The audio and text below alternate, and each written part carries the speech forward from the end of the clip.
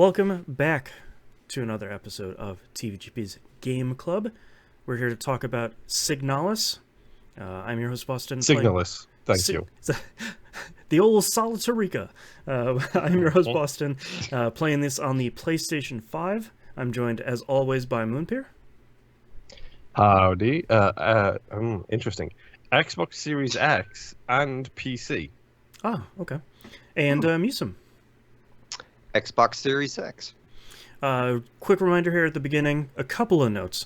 Number one, this game's available on Game Pass, if you'd like to play this as well. Cool. Go ahead and go do it, and then come back and listen to this, because we're going to spoil something, probably. The Yes. story as it is will be spoiled. And probably Evangelion, too, because this is Evangelion, the video game. Nope. Can't spoil it because I haven't seen it. Hey, don't worry. Can't spoil Evangelion anyway. And also, if you Thank God, I'm assuming. yeah, but by design. Also, if you haven't seen Ghost in the Shell, the original movie, there's a famous shot from that in this too. So maybe you got a bunch of homework to go do before you listen to this. Also, if you are listening to this and you're gonna kind of dip out here at this point, our next game is Norco. That is available on Game Pass and PS4, PS5, Xbox One, Series consoles, PC, and OS X. So you can play with that with us next month.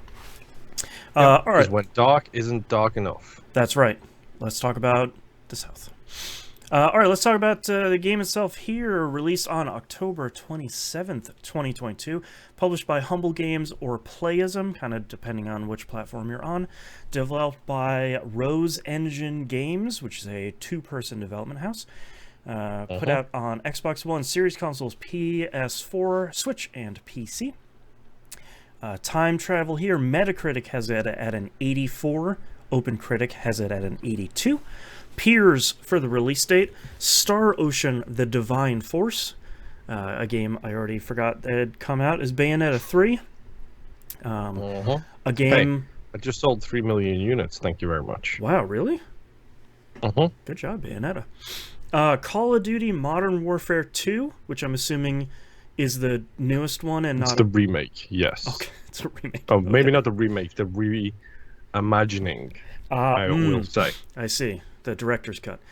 Sonic Frontiers, God of War Ragnarok, Vampire Survivors, and oddly enough, our last game, Pentiment.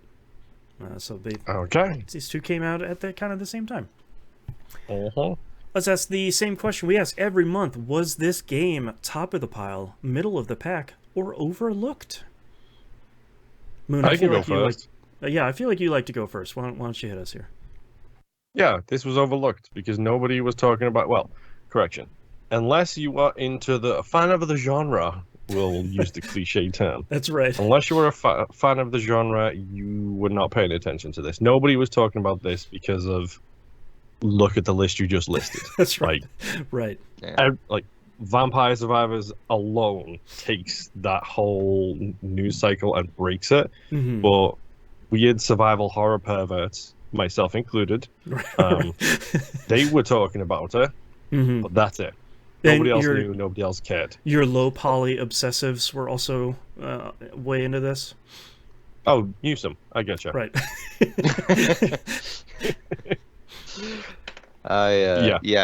My weird survival horror friends, like, only one of them knew about it, but that one was like, "Oh yeah, everyone's talking about it on the net. How have you heard of this?" And I'm That's like, right. "Okay, sure, man." I feel like for me, it's between middle of the pack and overlooked, because I feel like Orahack, who's an artist I really like, as soon as this got announced, she was like, "Yo!" But other than that, most people were like, "Yeah, tank controls?" ? And it's like, not really. The lady who got fired from Giant Bomb, laid off from Giant Bomb recently, Jess was O'Brien? was also deeply down this rabbit hole too. So that's what I say when I believe is her hacker alias. Yes, Voidburger. Both survival horror perverts to the extreme. Gotcha. Yeah. If this is the first thing you're listening to, we're saying survival horror perverts with all the love in our hearts. 100%. I'm literally playing Dead Space right now. You like not right now, but it's the last game on my Xbox over there. I was gonna say you're very talented. You have All no right. idea. Let's break down what we liked and what we didn't like about Signalis. Okay. Oh, okay. Go ahead. I'll go first. Okay. I'll put some positivity in the world because, oh boy, am I gonna put a lot of negativity in the world in a little bit. Okay. All right. The ironic thing is here, I think I know Boston's vibe with this game. I Okay. literally have no idea of Musum's vibe with this game, so I don't know which side of wild the card. fence he's gonna sit on. So this is in. You want me to Go ahead. reveal my hand? Like, Sure. Or do you want I know. to say yours? I will do the positives first. Okay. Okay, Negatives. okay. I have a list. Before I take over, I'm curious to hear what Moon's vibe check for me on Signalis is. I think you are probably very much like me, in which the style is cool. It looks great. But I immediately turned off the CRT filter, by the way, because it made me dizzy. That was off by default for me, the like curved screen effect. Yeah, that was off by me for default. I turned it on. I was like, boop, nope, okay. I appreciate that's in there. It looks super cool. No, thank you. Really made me nauseous, I'm not gonna lie. Yeah. Like, I was like, nope, pause it, change this, get this all taken care of. It's been too long, CRT TVs. Yes, it has. I love the style. Yep. I'm usually not a fan of like the pixelated rough edges, but when it's done by design like this is, where it only seems to be the characters that are really that bad, like I think it's unique, we'll say. Whether that checks with you or not is a completely personal thing. I think the sound design is incredible. I love the anime cutscenes that happen way more frequently than I expected. Yep.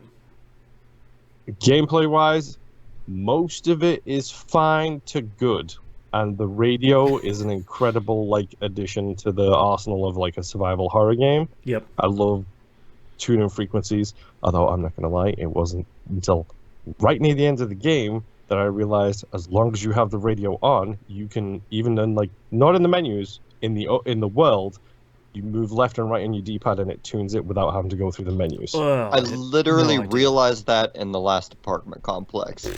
Same. I have no idea. That would have made things a lot easier. Okay. It would have, especially in those rooms with the people you have to tune the radio for. Right. Would have been great. Yep. But no. Goodness. So let's run down your kind of list of positives here, and let's expand on some more of them here. So what was what's your kind of first? I guess let's talk about the overall kind of aesthetics, your vibe, your style, because I think that's probably the foot that it leads with the strongest. Because I think it's easy for someone to say it's clearly a low poly art style, not all the way low poly like a Proteus or something, but I think you can look at this and say like, yeah, that looks like a late era PS1 game. You know, they got the tech, everything's smooth. You look at early PS1 games, they're all kind of, they have like that Vaseline filter, like everything looks a little bit more soft than you would like it to. This kind of evokes that late era PS1 stuff where it's like, yeah, you got the tech running nicely, controls are good. Controls are obviously better than they would be in that era, but oh yeah, it's not tank controls. Like, let's get that out the way first. Although foremost. It's actually can turn them on if you're a horror survival pervert, but you know that's true.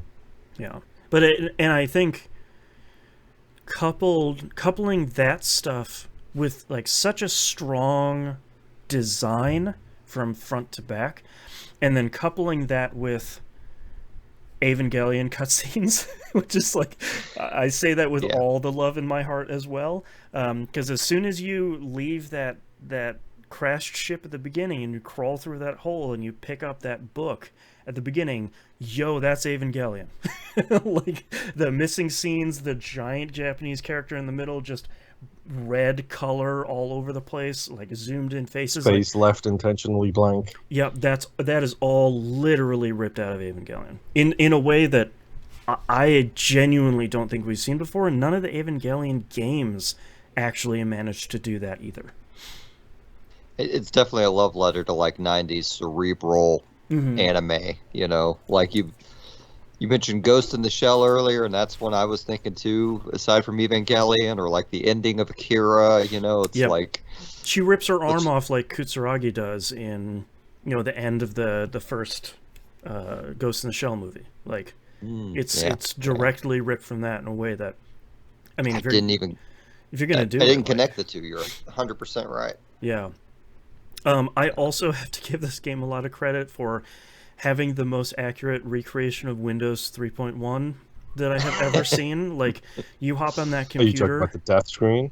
Oh, no. Yeah, that computer where you're like triangulating the radio towers and stuff. All of that is like pixel perfect Windows 3.1, which I really appreciate, because they even give a really interesting reason in world where there's a one note you pick up at some point where they're like, hey man, like all this replica stuff, we don't really even know how it works, but we're so focused on that, everything else is about a century old. Maybe we should work on some of that stuff instead. So that was kind of fun. Bioresonance technology. Bioresonance, yes. I'll tell you, the first hour of this game had me convinced it was going to be my game of the year. I just adored all the style and vibe of it. But like as it continued, I realized it was somehow less than the sum of its parts. Like, it's a weird thing, because I think the graphical style is fantastic. I think a lot of the directional style is awesome. I love all the first-person puzzle bits that they throw in there. Like, they could just they could take out the enemies and just have that, and then me wandering around the hallway, and I would have been happy, honestly. Yeah. I don't like the tubes. I'm not going to lie. The first-person tubes make me feel uncomfortable. Yeah, some of those are accurately claustrophobic. Yes. Yeah. It was probably halfway through the game I realized that the game was in standard definition. But you know, they stylistically blended the sides out into it, so you don't really think about it. It just is like you're a little spotlight in the darkness kind of thing. Right. Like, I agree with you, Boone, on the music. I think all that stuff is fantastic. But then I think, like, where it falls apart is you have 6 spaces in your inventory. Story items take up a slot. So you have a puzzle that requires 6 items, and you're backtracking like 2 or 3 times to get all those items to the puzzle if you haven't been doing it as you go, which I haven't been. Like, I always find the puzzle, like, about when I have all the pieces. And then you throw items that you need for puzzles in the box because you don't know when you're going to need them. Then you run all the way to this new area. Oh no, now I need that thing that was in my box, so you got to run all the way back to the box. Get all 6 tarot cards. I literally, my note here says puzzles that require 6 items and a max capacity of 6? ? Why? Yeah, I really appreciate. That's not the part where the game broke for me, but I really appreciate the limitations they put on you, and they do some interesting stuff to kind of sell the item limit in game. But the design choice for me wasn't an issue with the 6 item limitation. It was, my shoulder mounted flashlight shouldn't take up a slot in my inventory. It should sit on my character. The thing that I have equipped in my hand, like a stun baton, shouldn't sit in my inventory. It should be in my hand. It shouldn't be in both places at the same time. And that's kind of where I was struggling. I understand that the game, because of the bioresonance and the replicas and stuff, they don't want any of these replicas to have more items or specific items they shouldn't have. So, like, of course they can only own 6 things, but I think that you need to find a middle ground there, because I think it's a cool restriction, but it's too restrictive. Yeah, like, I think another option they could have done is, like, hey, you can actually carry X amount of each type of bullet on your person and they won't take up an inventory slot. So that way, like, you'll never have more than 20 10mm bullets on you at the same time. Therefore, you can put the X. Yeah, you strapped them on your leg, you're good. Yeah, like, and don't make this story items take up space. I really don't think they should have done that. There were a number of irritations like that in the game for me. Mm-hmm. So that's the thing that broke this game for me. That's the thing that makes me... And I am going to read the sentence I wrote. Okay. You can take it however you want to take it. This is a solid 4 to 5 hour experience that was turned into a 9-hour chore. I will wholeheartedly agree with you. I'm going to agree with both of you guys for two different reasons. I think the first hour or maybe two, depending on how slow you're moving through this game, for the part that I played of it, I was moving very slowly through it because I was kind of absorbing it. I think it's really great, but the game, I think, falls apart after the scene where Adler pushes you down the elevator shaft. I think that is where the game kind of starts bending under its own weight, and those puzzles you get there are... The areas are a little bit too big for all the backtracking you have. With too many enemies that constantly respawn and not enough items. And no map. The respawning enemies is the thing that kills me. That's after that area, sorry. Yeah, that'll be my next point. I don't dislike survival horror as a genre, but I get so tired of the combat, which was actually fairly okay in this game. It wasn't bad. But I don't want to keep doing it when I'm shuffling from one section to another to carry this stone over to this puzzle to then go grab two more, but I'm avoiding enemies every time I'm going through. And yeah, you can burn them. I know someone's going to say, well, did you try using the flare? But there isn't enough items to do that. Right. So, and I know that near enough. And I know that a hallmark of the genre is avoidance of enemies, but I don't think that's fun personally. Like, I do have to give them a lot of credit. I really love that low hum. It almost sounds like feedback from an amp when there are enemies in the area.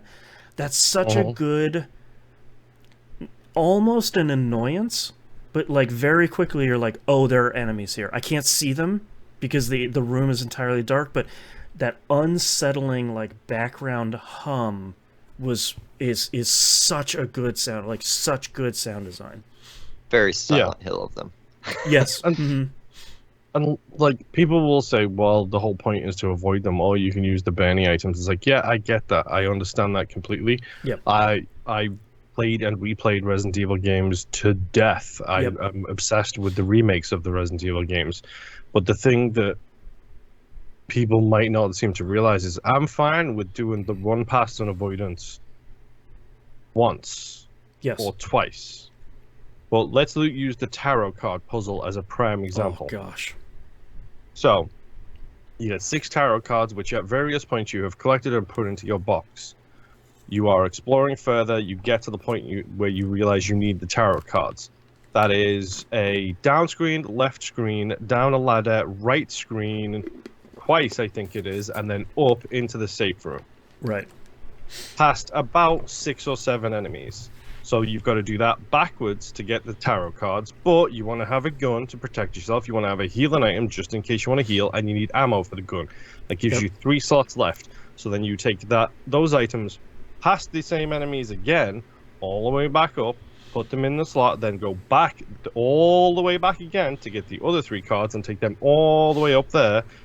Blah, blah, blah. You solve the puzzle. Yep. You're like, cool, this is the thing. If you didn't take a screenshot or a photo of that with your phone... Right. You needed 2 screenshots, too.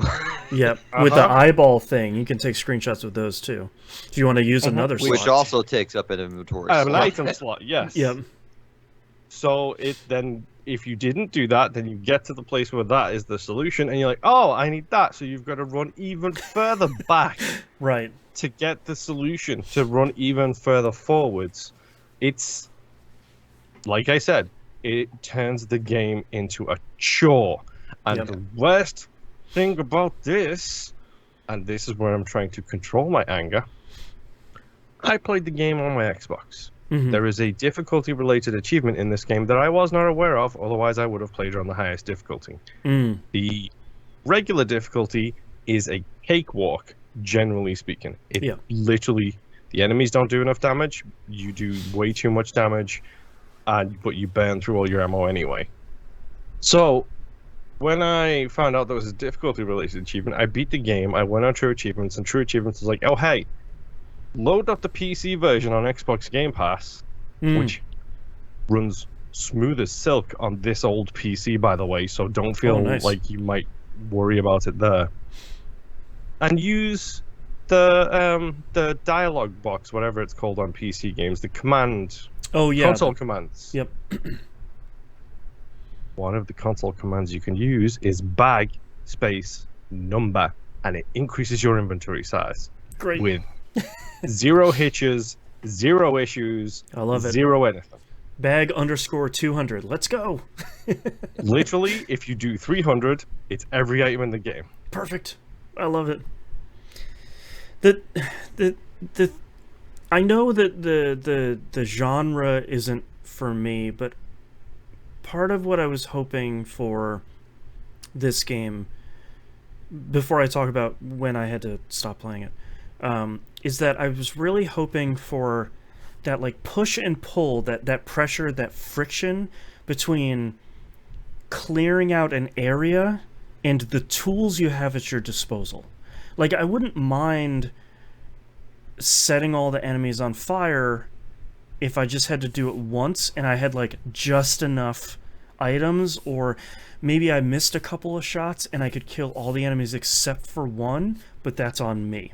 But the kind of impossible scenarios that these games typically put you in, I feel like is pretty rough, and it's kind of a bummer. And I was really enjoying this game even up until that point.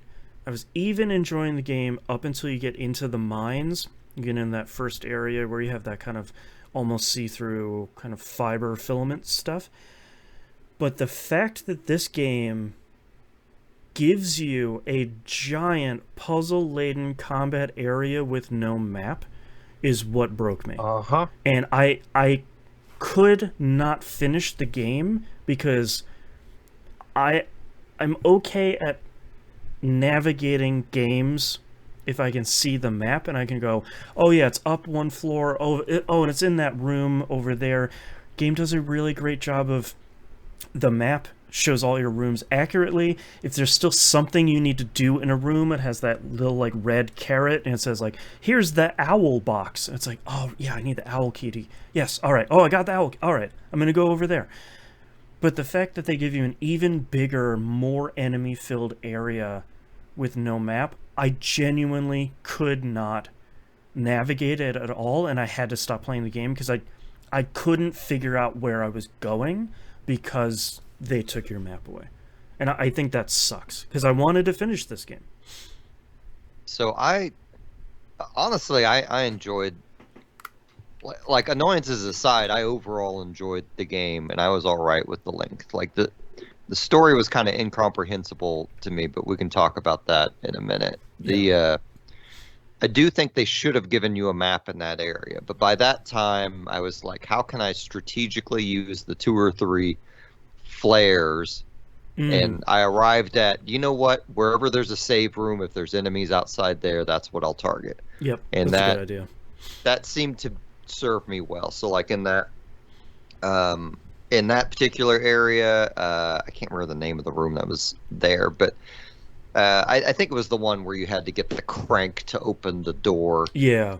Next to the hallway. Like, I took those guys out, and that saved me a lot of headache. In the apartment complex, when I found that downstairs hallway, I'm like, okay, I have a couple flares, I'll use it on this guy. So I only had to deal with like 1 or 2 enemies in that hallway. There's that really cool like metro station where the trains kept going by and the lighting was incredibly cool. Like there was that area over there. I was like, wow, dang, this game looks good. Yeah, I think they they couldn't figure out how to make this game hard, and I think they made a lot of bad design decisions because of it. I think is what it mostly comes down to, because like when you die, you go to the freaking start screen. Yeah. Like Yep. honestly, I guess really the one thing I did not enjoy about the game was the final boss battle.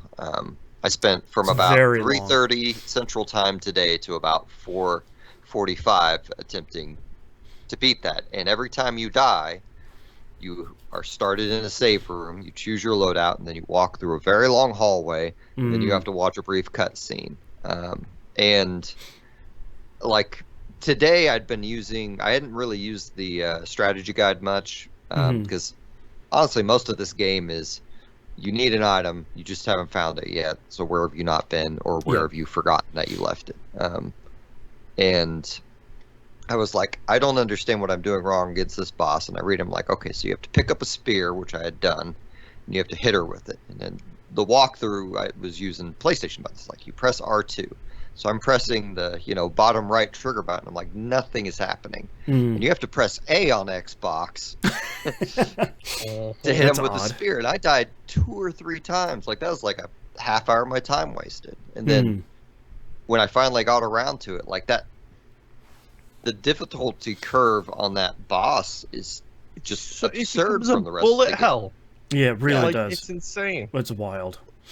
Like if I think if they wanted to keep the game with not enough ammo and things to deal with enemies, then they should have given us a true dodge button. That would have helped a lot. I think that would have helped. I think like they just didn't think about the enemies particularly strategically, like because they just anytime they want to ramp up the difficulty, it's here's a room with like 5 monsters in it. Like have fun trying to run through it. Yeah, here's one of the giant railgun robots. It's like, oh boy, okay. Like the shadowy corridors where there's like 3 enemies that you can actually just walk slowly by them all. Like I was fine with that. Like that was a cool. Yeah, tension. that was cool. And like turning the flashlight off also stops them from being alerted so easily. Like that's a nice thing to discover and deal with. Like it's cool. Also, you're a robot lady. Like another argument for the flashlight not taking up space. Like why can't you just I found it's called a flashlight mod. Like is this attached actually in your shoulder? Like why not? Like same with the eyeball. Like why is that taking up a new an eyeball in there, man. slot? Yeah. You lose an eyeball later anyway, just toss that in there. I mean, it kind of doesn't matter. I use my phone to take pictures of what I needed. Unless it was, for instance, the tarot card puzzle where I didn't realize I still needed to know the location names. Right. Yep. I just took the black pick. Anyway. I don't... It's frustrating because the game gets in its own way in this respect. And I feel like they did such a killer job on all the style and visuals of it. I think you seem like you followed the story, Boston, and I did not. I got to the end and I'm like, I have no idea what is happening. I know I'm a replicant. I know non-replicants have been instructed not to eat replicants because they might get poisoned. I found that memo. I gather that I am looking for this individual whose name I still don't remember, and I knew it 20 minutes ago. Then I got the promise ending where I strangle her. Right. I was never really clear. Like, is most of this game in your character's head? Like, are you actually in a time loop that you're messing with? Like, so I did this. That's how much this game is such a disappointment for me. Is because I did start reading up and be like, wait, hold on. Is this a whole consciousness is reality kind of thing? Is this the secret? Like kind of thing, and it hints towards that where it's like, no, like you keep doing this and things keep getting worse because you can't seem to deal with it. And I think I got the middle ending where it's like, yeah, I'm just gonna go back in and do the loop again, I guess. Right. Yeah. I don't even like. Just one last thing on the story that I wanted to say in particular before you go, Boston. The thing that Evangelion and Akira and Ghost in the Shell all do is, at least 75% of all of those are grounded in some form of reality with rules that you are moving through. And whenever they flip the table and go crazy, you at least have a reality you can pull back on and kind of associate things with. this game almost from the get-go has you questioning whether you're in reality. And because there's so much German in it, which I don't, I listen to industrial music, so I can count to 4. But like, nice. But like, I had a really hard time following. Like, sure, the replica thing, and I realize we're in a universe where people don't have feet. Right. Right. But like, I have, like, I'm still confused on how Adler fit into it. Like, I gather he was some other form of replicant that had a different, like, it's like the job. administrator one. Yeah. Okay. Yeah, in my head, like, he showed up like, I'm okay, this is the Wesker of the game, I'm guessing. Right. Yeah, I really like the story of this, because as soon as you pick up that book from the radio station, kind of number station at the very beginning, the rest of the game is pretty open to interpretation, I think, and I kind of like being in the dark about it, of what is real and what isn't. Is this the thing they dug up on this planet, infecting all these robots and slowly killing them and turning into monsters? Is that real?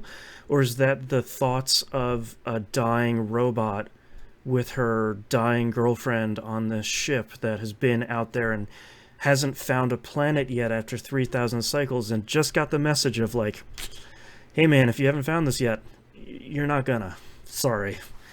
So maybe like die an honorable death. How much of it is the two of their bodies failing at the same time, and the promise sort of being like, hey man, before I go, maybe you can kind of take me out so I don't have to suffer. And I like that aspect of it. I like that kind of Evangelion blurring of the lines of like which of these parts is real and which of these parts are kind of this dream, like desire, time loop, nightmare, infection kind of thing.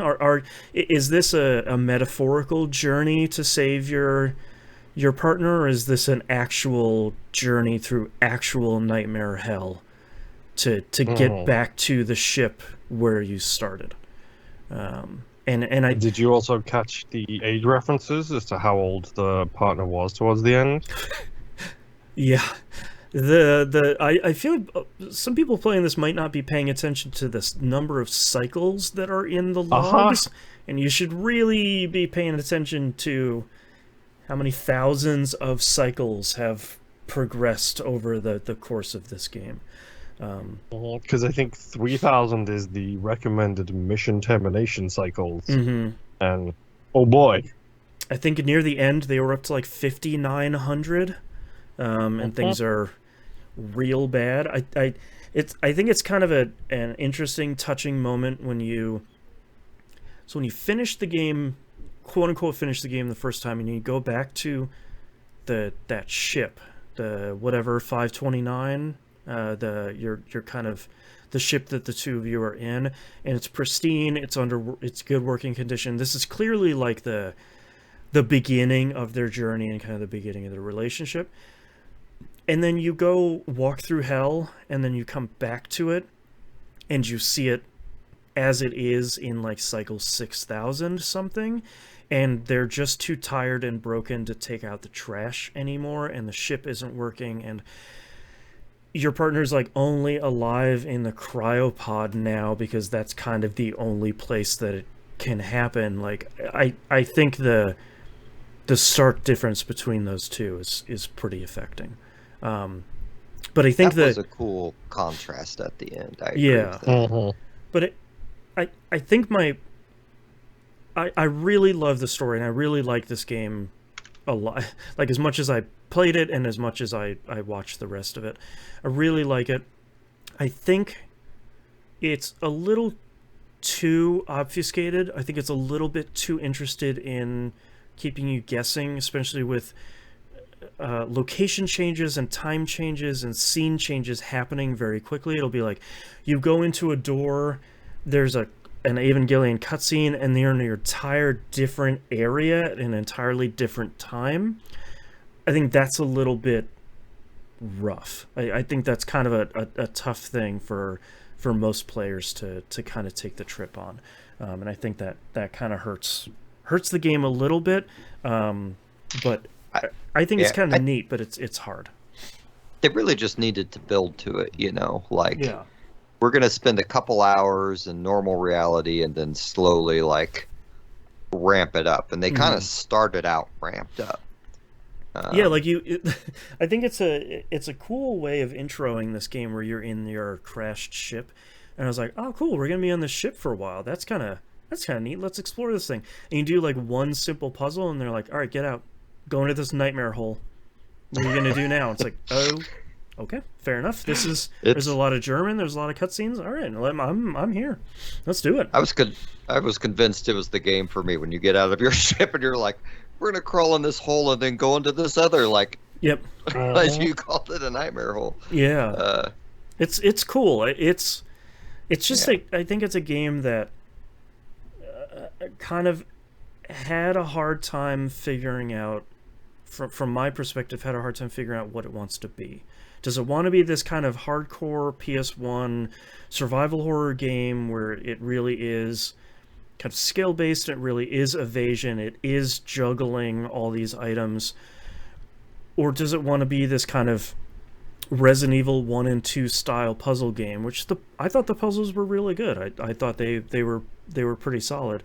Or does it want to be this kind of metaphysical Ghost in the Shell, trying to figure out what is the human spirit, and don't give this replica a photo because it reminds them of the war that the person they copied the brain from fought in, that stuff is really cool. But I feel like all of these parts of the game kept rubbing up against each other, and I think it kind of hurt the game overall.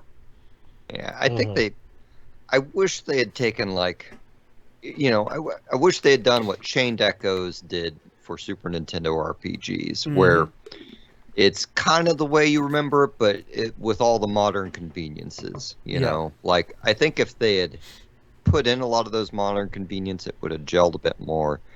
But at the same time, like, they really needed to spend more time thinking about the combat and survival aspect. Because that was clearly, like, there was not a clear vision there, I don't think.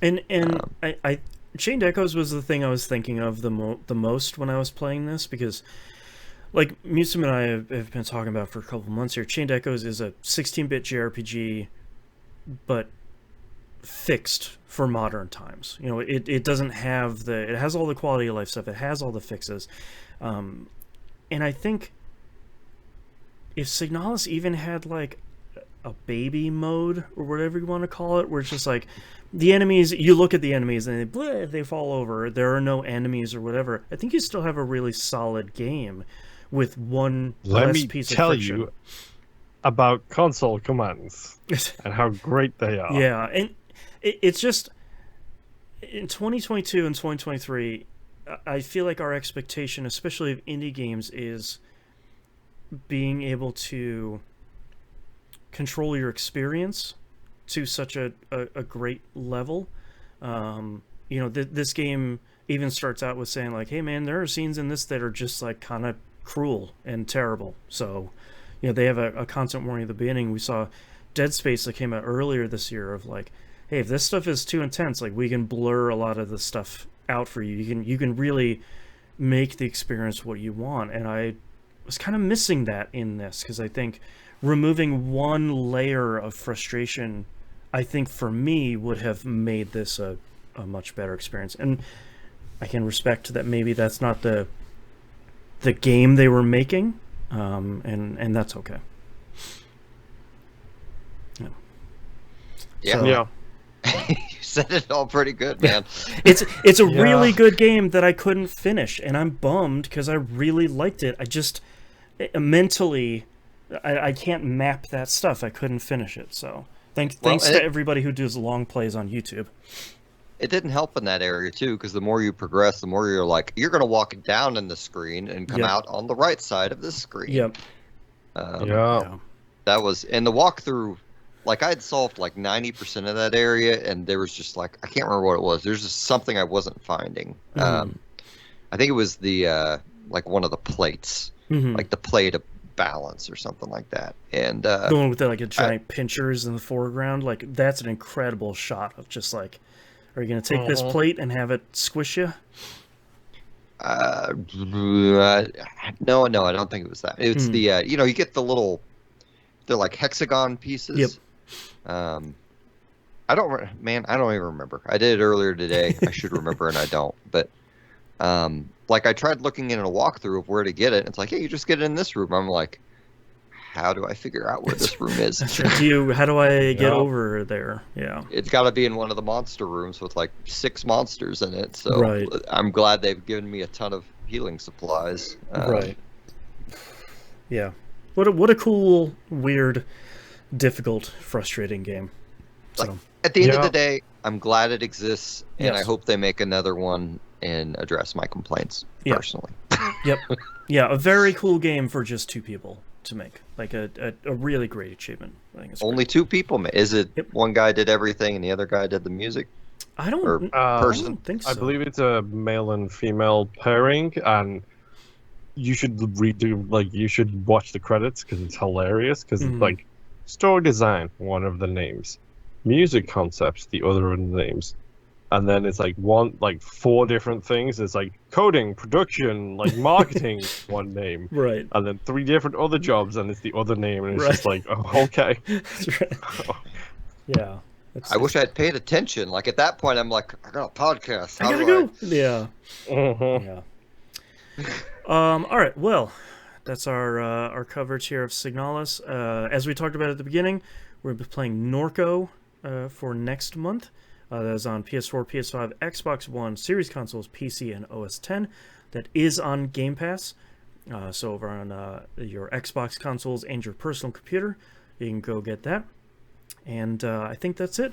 So we'll see you all next month. Bye. Bye. Bye.